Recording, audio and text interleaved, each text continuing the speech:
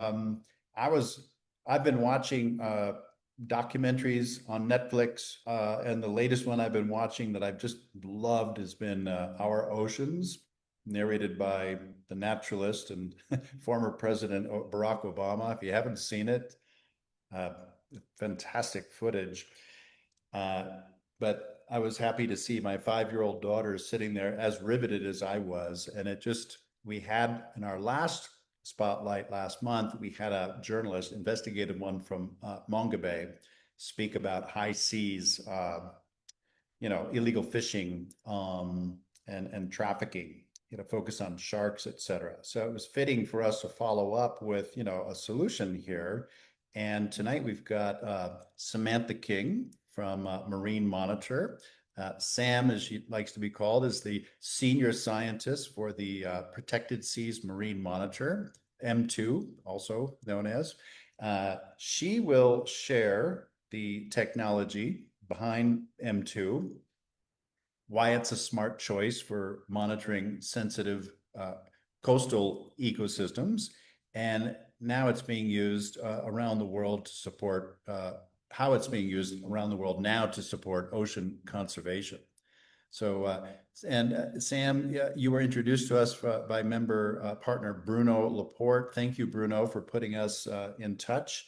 And Sam, the floor is over to you. And please do save some time at the end. I'm sure we're going to have some comments and questions for you. So welcome. Thanks. Can you hear me okay? Yeah. Okay, Can see you and hear great. you clearly.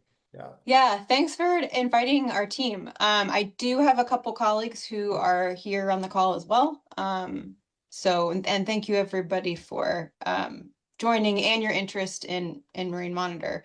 It's really, I'm glad that this is following what you just described, following a month on, or a talk on the high seas enforcement, because we are really kind of the opposite end of the spectrum of that, where we're trying to accomplish similar goals, but we're really focused on the nearshore area, which is a completely different profile of vessels and different human activities and things like that. So I think this will be hopefully pretty interesting comparison from that then to this. I have some slides, so I'm going to go ahead and share those now.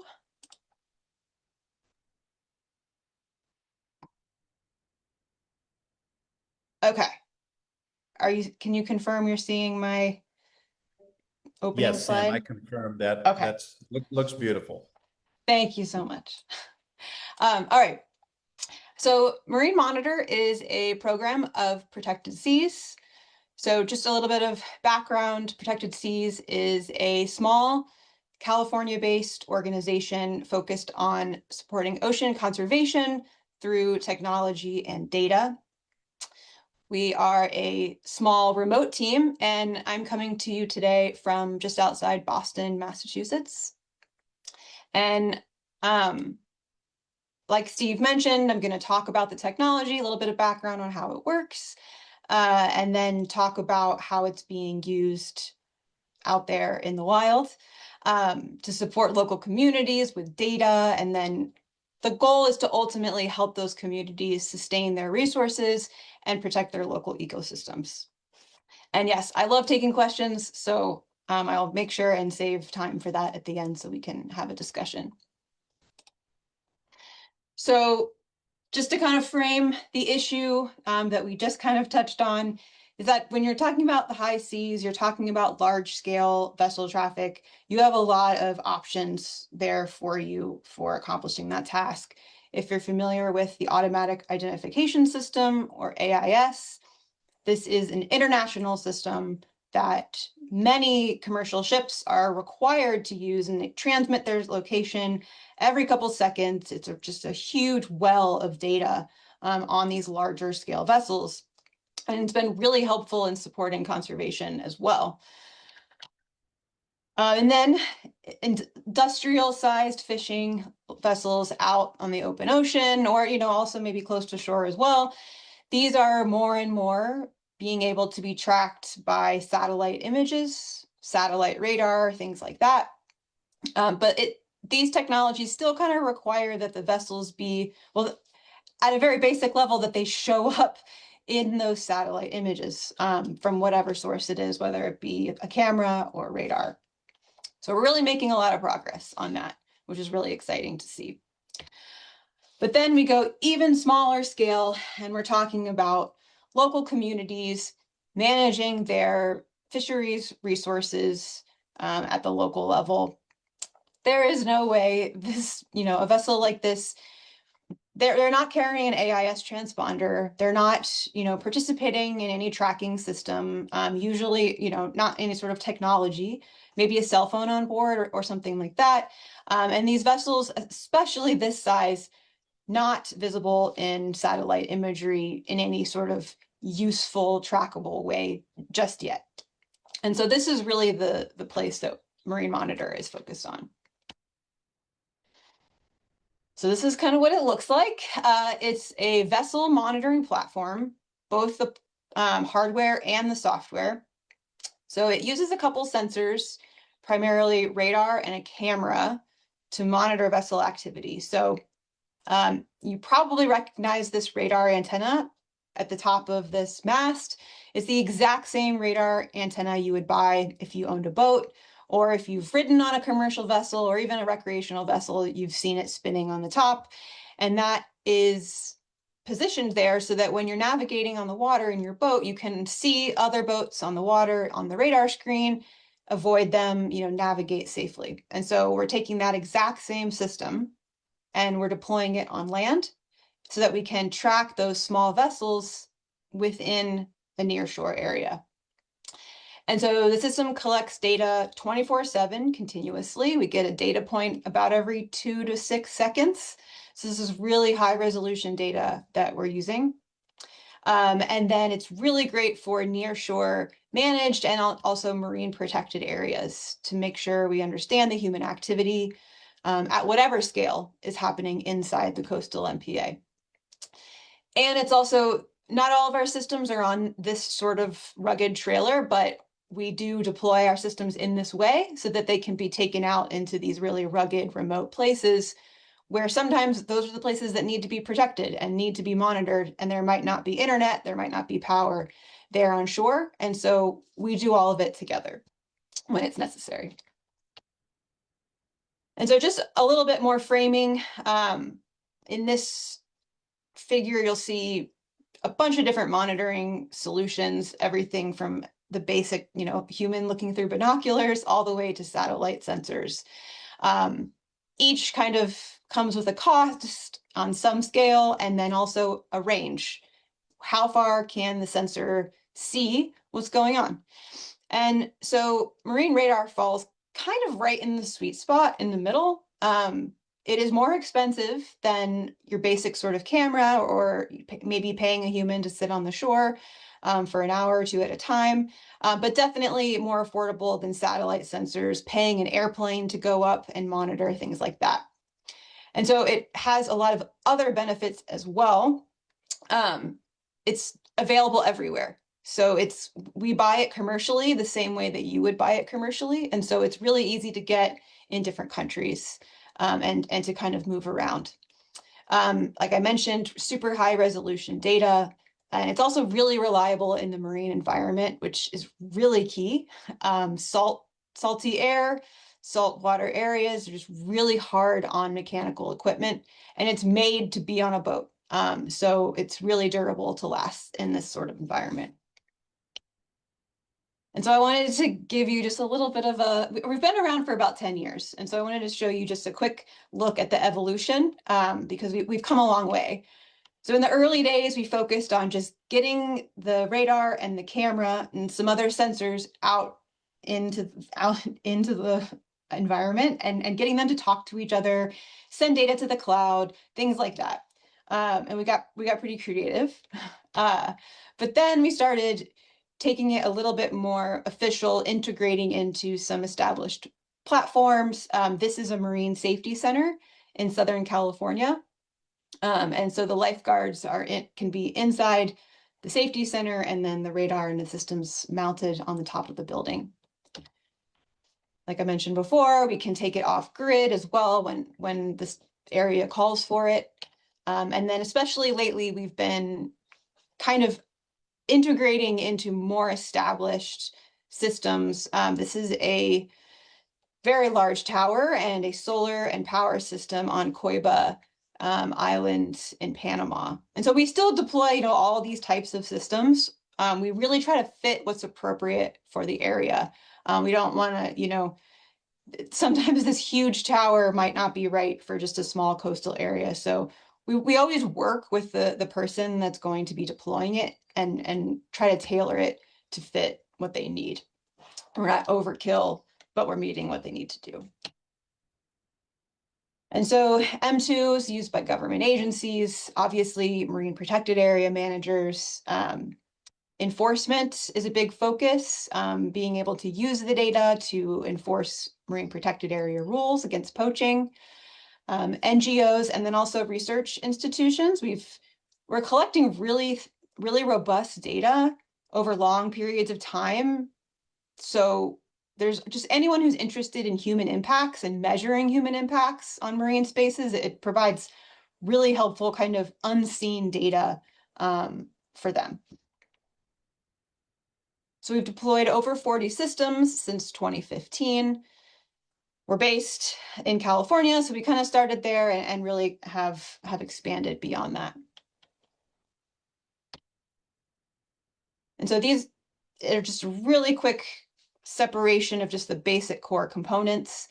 This is a system on Turnef Atoll off the coast of Belize.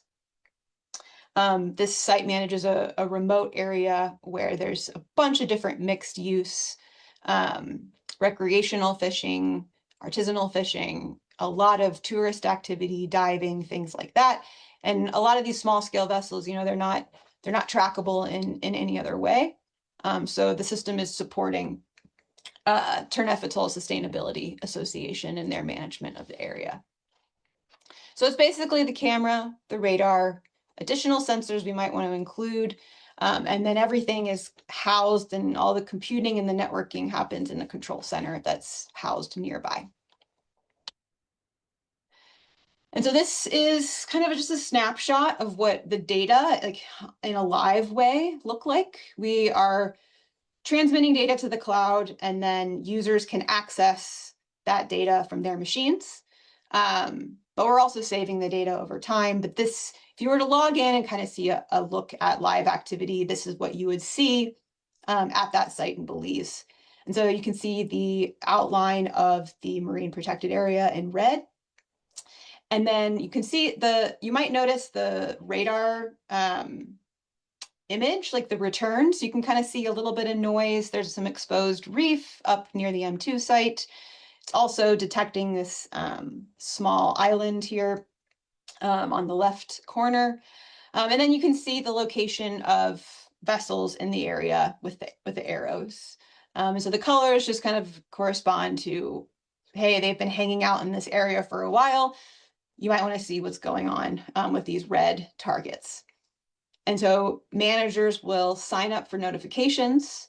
And when a target is meeting some sort of criteria, it's been in the area in the geofence for so long, maybe not going over a certain speed, they're going to get a notification on their phone or their email that says, hey, maybe log in, or something's going on that you might want to look at. So you don't have to monitor things constantly. And we're trying to maximize capacity. And so that way you don't have to have someone sitting with their sole job being monitoring all the time. You can just be alerted to it when it's actually relevant.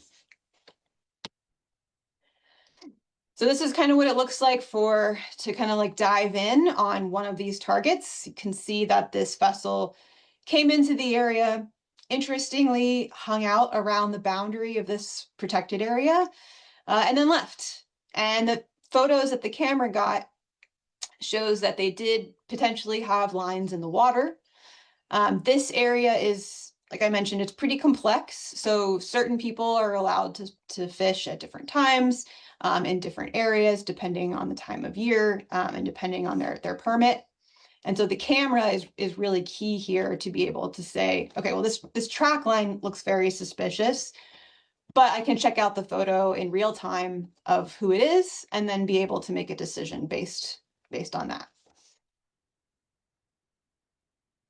And so all you have to do, our users just log into their accounts through, Google Chrome, any sort of web browser.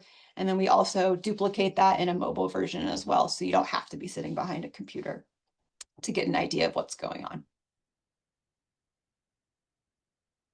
So the live data application is pretty obvious, just getting an idea of what's going on without having to be there on the water. But then the year-over-year analysis, monthly analysis has been really, really powerful, especially for the sites that are collecting data, have been collecting data for over 5 years. We get some really interesting seasonal patterns.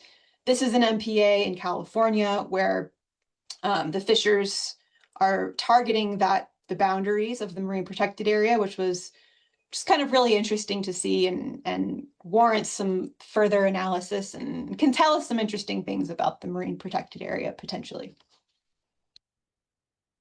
And so then just briefly, I'm going to give you a little bit more detail on another site. This is the M2 system located at that monitors the Islas Marias Biosphere Reserve. This is 100 kilometers off the coast of Mexico, so it is one of our very remote sites.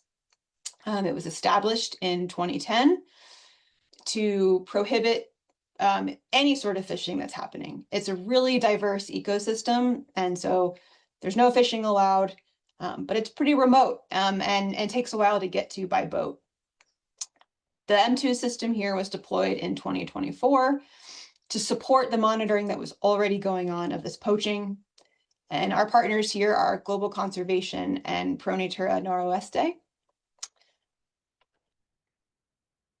And so it's a pretty remote place. Just as a reference, the map on the right is a map of marine protected areas off the coast of Mexico. These are the two national parks shown in red.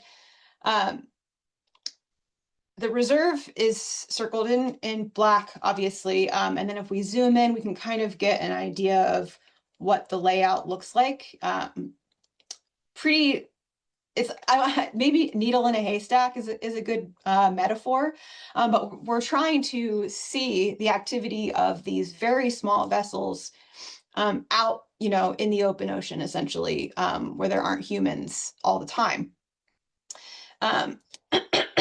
So being able to understand what's going on, especially in this sort of area, is pretty challenging, especially with this size of vessel. And so this is a look at the data. This photo is not as great as that photo that I showed before of that vessel at the site in Belize. This vessel is 12 kilometers away from the camera. So it's going to be a little bit lower resolution.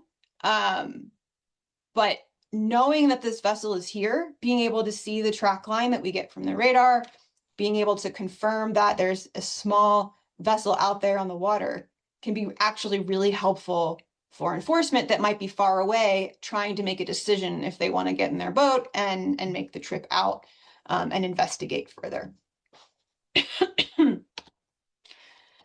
And so what we've seen over time is a pretty consistent targeting of this area. So, repeated visits.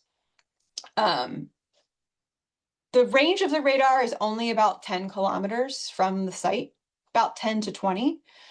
And so, with AIS or some other systems, you might get this, more global look at where the vessel came from, then it was fishing, then where it went to. We don't necessarily get that, but we can kind of start to infer some transit corridors to understand what's going on with the data. And so you can clearly see vessels are coming and going from this bottom right corner around the other islands. And so just informing intelligence for the enforcement partners here. And there have been numerous observations of poaching, interdictions, and then also confiscation of fishing equipment. There's conch here that was taken illegally, but they're also targeting sharks as well in this area. So enforcement is a clear use of M2 to enforce the rules around marine protected areas and poaching. But over the years, we've seen a lot of other interest, kind of like I mentioned with the research, um, but also safety and security as well.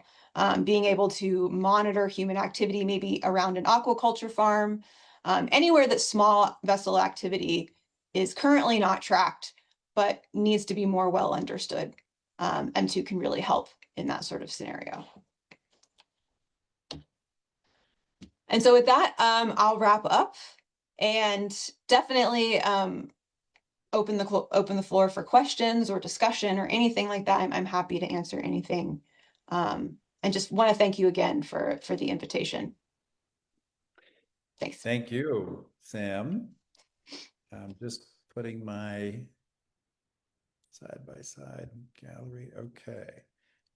Thank you. I've got lots of comments and questions myself, but does anybody let me get started here. And for those who want to speak, please just put your hand or say something in the chat and I'll call on you. I see Andre. Andre, why don't we'll go back and forth. I've got probably 2 rounds. I've got a lot of stuff here. First of all, great presentation, super clear. There are some things, big picture stuff. You might have covered this. I didn't get it. Like, how did M2, how and why did it come about? It was 10 years ago. Like, it definitely fills an important niche. I think it's fantastic. And how did you get into it? Yeah, why don't we start there? Sure. Yeah. So it's exactly that. It was a acknowledgement or kind of discovery of this gap. There's a really great marine protected area network along the coast of California, where a lot of them are coastal, and they're within 5 nautical miles offshore, or within state boundaries, and so. And they're not necessarily targeted by industrial fishing. It's recreational fishers. It's folks that might not know the rules, want to follow the rules but don't know the rules, or some small scale commercial fishing. And so there was this there was just a gap in understanding what's happening in these marine protected areas, and if folks are following the rules, how can we improve management? They do a review every 10 years to kind of think about if the MPA boundaries should be changed, if the regulations should be changed. And so it was a really great place for us to start. Initially, piloting the technology and then using those partners there and that sort of application in that area to help to continue to develop the technology and make sure that it meets that need. Personally, I got involved with M2 through a graduate program. I got my master's from San Francisco State, in the Bay Area in California. And so at that time when I started, my colleague Brendan Tugger was just kind of getting the system off the ground, starting to figure out how the parts all work together, and looking to take on a student for help. And so there I was. And so I come at this from sort of a data research GIS perspective. And so I based my master's work on looking at the M2 data for over long periods of time, seeing what kind of insights we could take from it, and then have really just kind of jumped off of that, trying to take those same lessons that I learned to help out our users today. Very good. I'll come back to my other questions. I see Tony Lynham has one in there in the chat. We'll come back, but why don't we go to Andre and then Bruno, and then we'll come back. Andre. Yeah, thanks, Steve. Hi, Samantha. Amazing presentation. Thanks so much. I have a question, sort of question slash comment.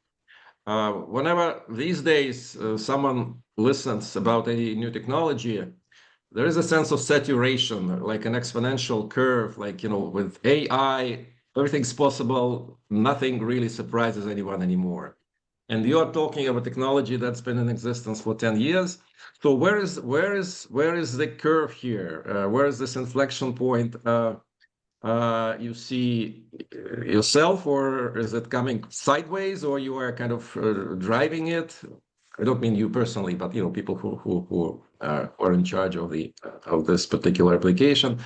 And related to that, of course, marine protected areas in the U.S. Coastal zones and maybe somewhere else, there's lots of kind of enforcement capability there. But can someone parachute the same package? I don't know, somewhere in the Mozambique coastal areas, or in Vietnam, or wherever, Bangladesh. So what would it take beyond technology in terms of what should be kind of the people set up to actually make it work and make a difference? Thank you. Yeah, thanks.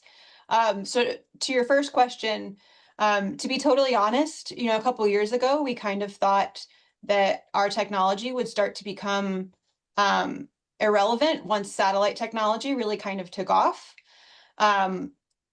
To our happy surprise, we're still, able to contribute, and this sort of data, this sort of system is really providing some meaningful data in this sort of niche area, and really kind of filling the gap in what's not possible yet with satellite technology.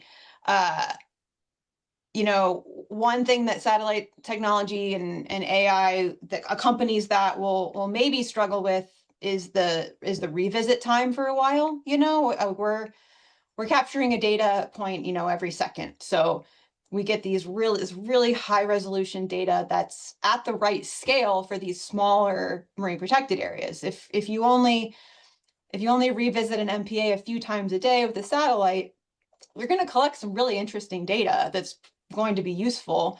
But if a poacher is coming inside the MPA for 5 minutes and then leaving, that's at a completely different scale than satellite could capture. And so we're working with partners. We're thinking about how we can, as the technologies, like you mentioned, all kind of maybe start to come together, how we can still contribute, because M2 is getting a completely different type of data than those other sources are right now.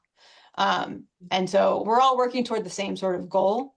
So we're working on how we maybe integrate or complement some of these other systems, including AI, to be able to provide this service and this data for those communities that will benefit from it. Your second question, I'm going to remember both of them. Your second question, I'm trying to remember what it was. Can you? It's about parachuting the same application in Yes. Mozambique or Vietnam. Yeah, and what people set does it take beyond technology? Thank you. Yeah, thank you. We have spent so much time working on that question. So pre-pandemic, we would send one or two of our team with the equipment. And so we would typically travel, with the box, with the radar, with the cables, and we would help set it up. We would do training. And then the pandemic happened, and there was still demand. There was still a need for these systems. And so we started deploying them, remotely, where we would send all the packages labeled with instructions and then do remote trainings, because that was the only thing that was possible at the time. At the time, we were like, this is a silver lining. It's forcing us to learn how to do this. After that, when things kind of came back, we really saw that the value of face-to-face is just, you can't replace it. And so we learned a lot in what you described kind of as parachuting the technology in. We learned a lot through that process, and now we're building on that, but kind of going back a little bit to our previous model, where we do a lot of in-person trainings because we've just found that to be so incredibly valuable.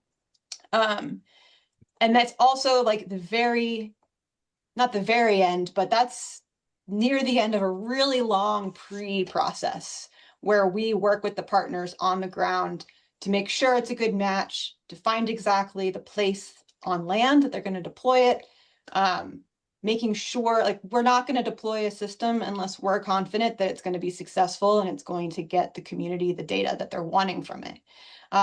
So a lot of that prep work goes into the moment where the equipment actually shows up at the site.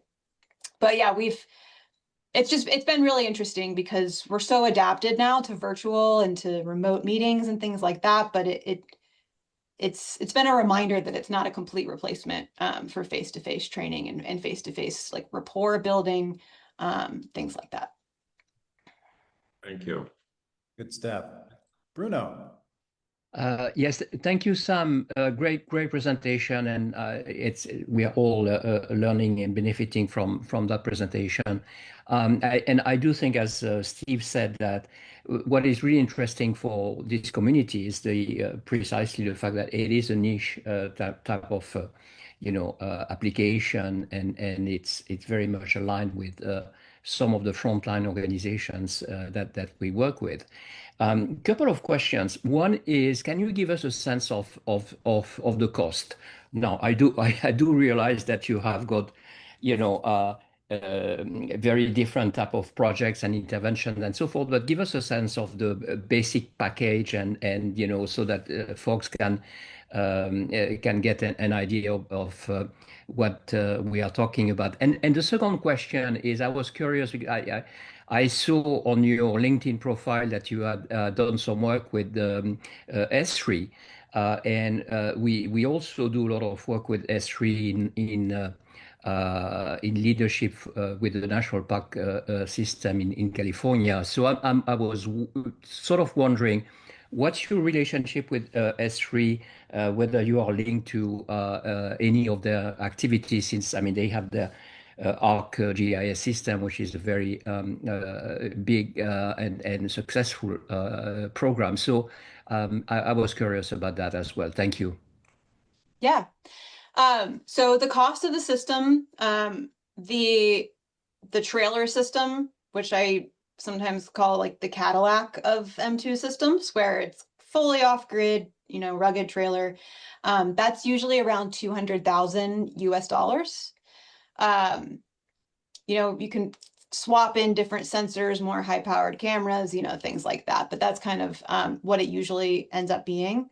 But then it can come down, as much as 100,000 for if we're just, if a site has internet, if it has power, it doesn't need a solar system or a battery system. The simple system that's just the radar, the camera, and all of the processing and things like that. That's about half the cost. And so we do sell a couple of systems every year, directly through commercial sales. But most of our systems are actually funded through philanthropic donors. And so a lot of that is bringing people together. We have so many people that approach us wanting an M2 system. And so we do a little bit of internal work with them to see if it's a good fit. And then if it is a good fit, we kind of put them on our working list. And we're always, keeping an eye out for donor matches, people who are interested in the same things in the same area. And that's how a lot of the systems actually do get funded. And then we're in a great position where the commercial sales that we do have, we're able to reinvest the profits from that back into research and development, and being able to deploy some of these systems as donated systems as well. So kind of that model of sell, but then reinvest to be able to donate one or grant one to an area that wouldn't be able to, purchase it outright. I'm really glad you brought up Esri because my background is in GIS, so completely understand, and like their software is incredibly powerful. We do have a relationship with Esri. Our sort of partner program under Protected Seas is called Protected Seas Navigator. It's a global atlas of marine protected areas. That's on the Living Atlas, which is a free data library on Esri's platform. We have other GIS software engineers on our team, and so we also are constantly trying to think about how we can integrate into the Esri products and services, since that's so many of us in this space work in that sort of environment. So in progress and on our radar with Esri, but we have a great relationship with them and attend their meetings and things like that too, and use their products whenever we can. Thank you. Great. So we had a question. Looks like Brendan was backstopping Sam there while she's speaking. Good teamwork there, but it's good. I think let's read the question out anyway. Dr. Tony Lynham, who's here from Earth Ranger, asked, what's the minimum size vessel that M2 can detect at a range of 10 kilometers? Brendan told him the M2 system can track vessels 7 meters in length out to 10 kilometers. And Tony, I mean, feel free to jump in here. You're doing some similar work, it sounds like, out in the Philippines, and we want to see if possibly you can integrate things. Did you want to say anything? Yeah, thanks, Steve. Yeah, Sam, thanks for the presentation. It was really interesting to learn about M2, and this is an incredible tool that kind of fits a gap that we have in monitoring nearshore environments and MPAs. I'm the person who's supporting organizations in Asia and the Pacific with Earth Ranger. I work in a small team, and we're working with that are trying to monitor the nearshore environment where there are very small vessels coming in and out, and it's very difficult to detect them with the satellite tools that we have. And we use Skylight, which is our sister tool, a lot for the further the high seas fishing and monitoring larger vessels. But M2 seems like a these MPAs in small areas of seagrass and coral reefs around islands. So I'm just wondering if it's possible that M2 can integrate with Earth Ranger, where we could maybe pull the data into Earth Ranger, which is the platform organizations with, so that they can see the data in Earth Ranger. Is that something that you're doing in some of the sites? So we have a lot of partners on the ground that we call them our site partners, who support, individual systems that use Earth Ranger. And so over the past few years, we have been working with Earth Ranger a little bit directly, but also with our partners who use Earth Ranger to be able to understand how that would work and what kind of data would be valuable for them in the platform. And we are working on developing exactly what you mentioned. So it's in progress, because it makes sense if to bring it all into one place, if they're using those tools already. We don't want to make it more complicated for, bring in multiple things for people if they're already using a platform. In some cases it might be better to just integrate with that so that we can see everything working together. So that's something we're tracking and something that we're working on. Great, thanks, Sam. And just a quick map that you're supporting projects in Indonesia and Malaysia. I was just wondering, where are those projects?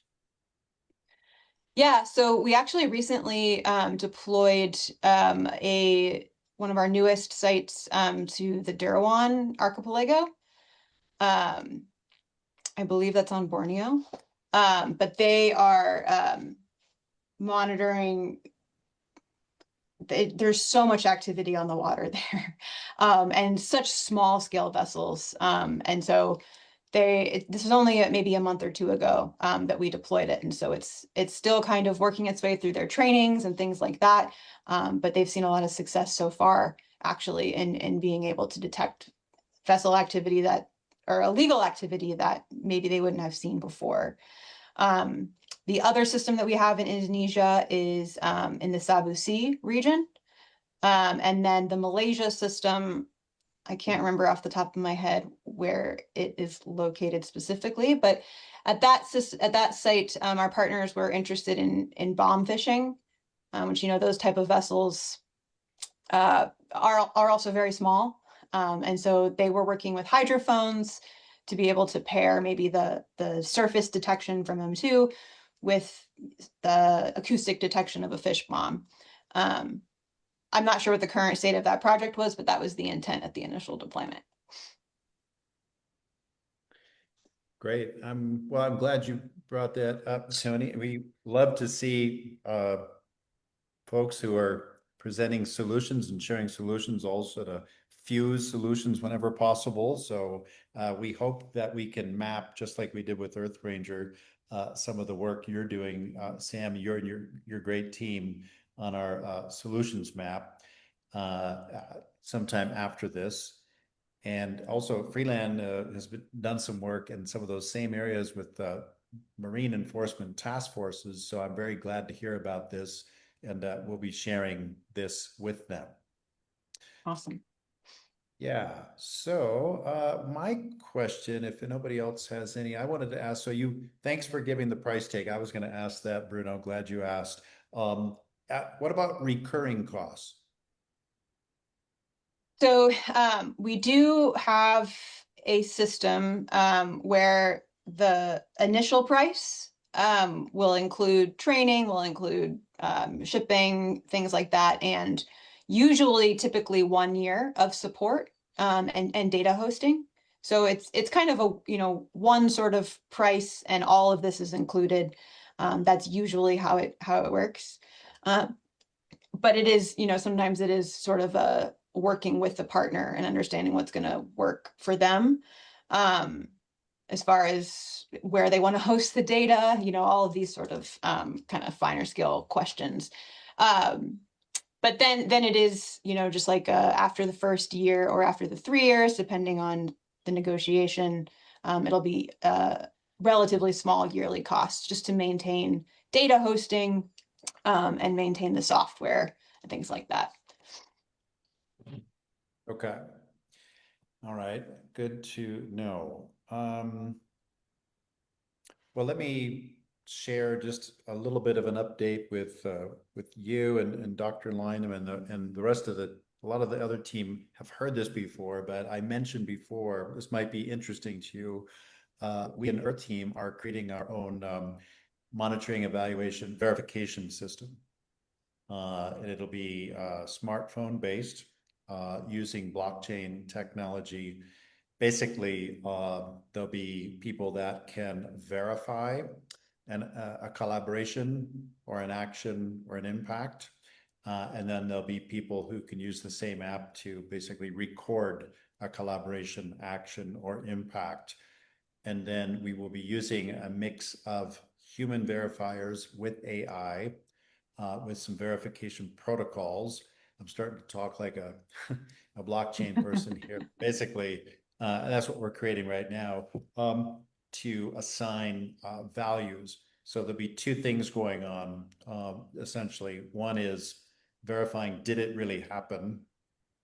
And we're talking here about good actions, not although the violations and destruction, et cetera, would be inherent in the report, but it would be the response to that, or preventative or just positive actions, planting trees, planting mangroves, catching wildlife traffickers, seizing, assets, doing things to mitigate climate change, public health, et cetera, et cetera. So each of these would be assigned a different level of points, essentially. We call them stars because we want to make this popular and accessible, make it robust and scientific enough so that it is respected by people right up to, the level of you guys, but also attractive enough for people, students in schools who want to learn about this stuff or have a school project, and everybody in between. So this is something that's we're developing right now. We've created, essentially, we've had a human team acting as the robots to develop the verification system. And then we're feeding our exercises. We did 3 rounds of verifying real and fictitious actions, collaborations, and impacts. And then we weighted them. And now, based on the lessons learned from that, we're feeding it to a developer team. And then we will be bringing it back into the Earth Team community to bring some people on board, have a MVP, and then by sometime this summer, we're hoping that that is ready to go public. The point system assumes that you would acquire points, and the value of that is multifold. First of all, you can show people, whether it's your family, a donor, the public, etc., or people holding biodiversity and carbon credits, that you really did this. You know, it's not just you saying it, it's been verified. And these are people and organizations that, you know, can't afford to hire a Vera or some company to come in and say, yeah, they did that. You know, had to pay $20,000 to $100,000 to verify that. So this democratizes the verification system, and gets more people involved. And secondly, you know, the number of tokens you get, you can trade them in within the community for things of value. We've done a little bit of that so far, but that's the direction that we're heading in, so that we can grow our army, grow our Earth Team, if you will. So just wanted to share that with you. So we'll have more on that by June. Yeah.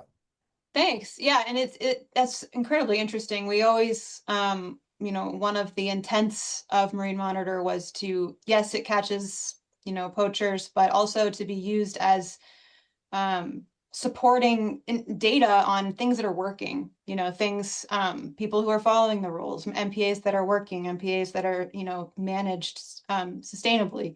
And so that seems like right up that same sort of alley. So that'll be interesting to follow. Thanks. Yeah, making it more rewarding to be a protector, you know, even if it's just getting more recognition, you know, earning stars. Bruno. Quickly, another question, if I may. Sam, am I correct in saying that you are also experimenting with land protected areas, that it's not only oceans, that you may be also trying to expand into land-based protected areas? Not right now. Okay. Our All right. technology is specifically tuned to monitor All right. objects Okay. on the water. We are looking at ways to, you know, monitor access points to land. So if there are poachers that are poaching on land, but they're accessing the, you know, maybe restricted area from the water, that's where our system could kind of be the first line of defense, or the first warning signal, I guess, that something's happening in that sort of area at the access point. All right. Thank you. Great. Well, next, thank you very much, Sam, for coming to Earth Thank you. Team and sharing your solution with us. And I hope you enjoyed that as much as we did. We do this every first Wednesday of the month on this same bat channel and time. So please, you're welcome back. Next month, we follow thematically. I believe we'll be having a presentation, a discussion on mangroves, mangrove protection and mangrove expansion, basically, Africa, Asia. So, and we will also have some of our students from University of Chicago and American University who've joined Earth Team as part of their internships to also introduce themselves and meet people and learn about what we're doing. So hope you can all come back next month. And thanks for joining us today, and see you next round, and good night for now. Thanks, Frank, for hosting us here. And this will be on Facebook Live as well. So